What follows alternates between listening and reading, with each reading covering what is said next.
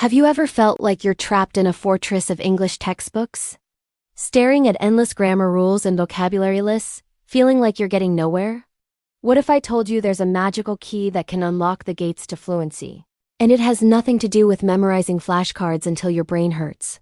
Stick with me, because today we're diving into a powerful, almost enchanting method that will completely change how you learn English. Imagine a young hero. Let's call him Alex, on a quest in a fantasy world. Alex doesn't speak the language of the mystical creatures he meets. He's given a choice. He can either spend years studying dusty, ancient grammar scrolls, or he can listen to the tales of the forest spirits. He chooses the spirits. At first, their stories are a blur of strange sounds. But he notices they use gestures, point to objects, and repeat certain phrases. Little by little, he starts to understand. He hears stories about the sun, the moon, and the river.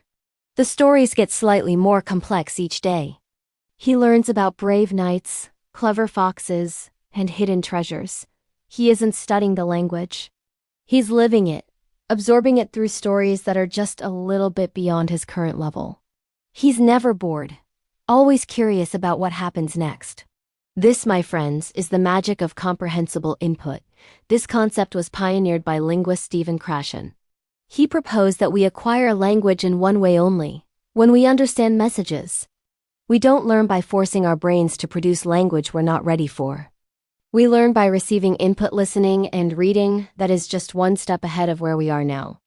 Krashen called this I+1, where I is your current language level and +1 is that new bit of language you can understand through context. Just like our hero Alex, you don't need a textbook to tell you what sun means when a forest spirit points to the sky and says the word with a warm smile. Your brain makes the connection naturally. The problem with traditional language classes is that they often focus on output, forcing you to speak and write before you have enough input stored in your brain. It's like trying to withdraw money from a bank account you've never deposited into. It's frustrating, and it leads to that feeling of being stuck. You know the rules, but you can't form a natural sentence to save your life. Why? Because you haven't heard or read that sentence 100 times in different meaningful contexts. Comprehensible input is about filling that bank account. You listen, you read, and you let your brain do the heavy lifting of figuring out the patterns on its own, subconsciously. So, how do we leave the fantasy world and apply this magical method in our own lives? It's simpler than you think. The key is to find content that is interesting to you and is at the right level. You want to understand about 80 to 95% of what you're hearing or reading. If you understand everything, it's too easy and you're not learning. If you understand less than 80%, you'll get frustrated and give up. Let's start with listening. For beginners, this could be as simple as watching cartoons made for young children. Shows like Peppa Pig or Bluey are fantastic. The language is simple, repetitive, and heavily supported by visuals. You see what's happening on screen, which helps you understand the dialogue. Don't be embarrassed. Remember, you're not a child, but you are a child in the English language. This is your starting point. As you get better, you can move on to animated movies you already know and love. You know the plot, so you can focus on the language. Watching with English subtitles can be a great bridge, but the ultimate goal is to watch with no subtitles at all, relying only on your ears and the visual context. Once you're at an intermediate level, the world of English content opens up. You can start exploring YouTube channels on topics you're passionate about. Do you love cooking? Watch cooking tutorials in English. Are you into video games? Watch gamers stream in English. Are you fascinated by science? Channels like Kurzgesagt or Mark Rober offer amazing visuals to support complex ideas. The key is genuine interest. When you're genuinely curious about the content, you forget you're learning a language. You're just enjoying yourself. Podcasts are another goldmine. There are podcasts specifically designed for English learners that speak slowly and clearly.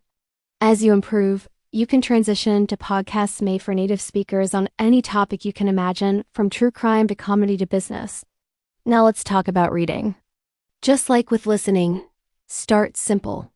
Graded readers are books that have been rewritten for different language levels. They allow you to enjoy a great story without constantly reaching for a dictionary. For a true beginner, children's storybooks are perfect. The pictures tell the story, helping you decode the text. Again, no shame in this. You are building your foundation. As you advance, find books, articles, or blogs about things you love. If you're a fan of fantasy, try reading Harry Potter or The Hobbit. The language might be challenging at first, but the compelling story will pull you through. If you like nonfiction, read articles online about your hobbies or your profession. The goal is to get lost in the story or the information. This is called free voluntary reading, and studies have shown it the most powerful tools for vocabulary acquisition and developing an intuitive sense of grammar. You won't just learn new words. You'll see them used in countless different sentences, which is how they truly stick in your mind. Let's put this into a practical routine. You don't need to study for hours every day. Consistency is more important than intensity. Try to dedicate just 15 to 30 minutes a day to pure, enjoyable input. Maybe you watch one episode of an English series during your lunch break. Maybe you listen to an English podcast on your way to work. Maybe you read a chapter of an English book before you go to sleep. Mix it up. Do listening one day and reading the next. The important thing is that it should feel less like a chore and more like a treat. You might be thinking, but when do I start speaking? This is the beautiful part. Your brain will tell you when it's ready. After weeks and months of absorbing all this input, you'll find that words and phrases start to pop into your head naturally. You'll start thinking in English. When you try to speak, the sentences will flow more easily because you've heard them spoken correctly thousands of times. Your speaking ability will emerge as a natural result of all the listening and reading you've done. You don't have to force it. Think back to our hero, Alex. After months of listening to the spirit stories, he didn't just understand them. He found himself starting to chat with them, asking questions about the stories, and even telling simple stories of his own. His speech wasn't perfect, but it was natural and confident.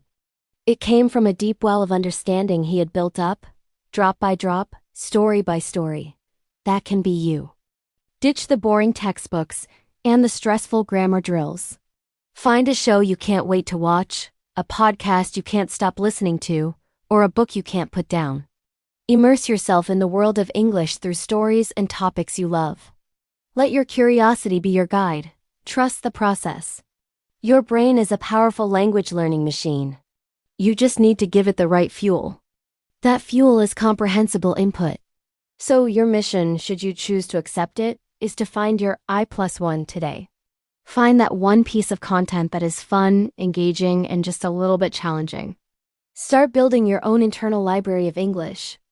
You'll be amazed at how quickly you progress and how much fun you have along the way. Forget the struggle. It's time to start your own adventure in English. Thank you so much for watching. If you found this helpful and want more tips on how to learn English in a fun and effective way, make sure to hit that subscribe button and join our community here at English with Cheri. Let's make learning English an adventure, not a chore. See you in the next video.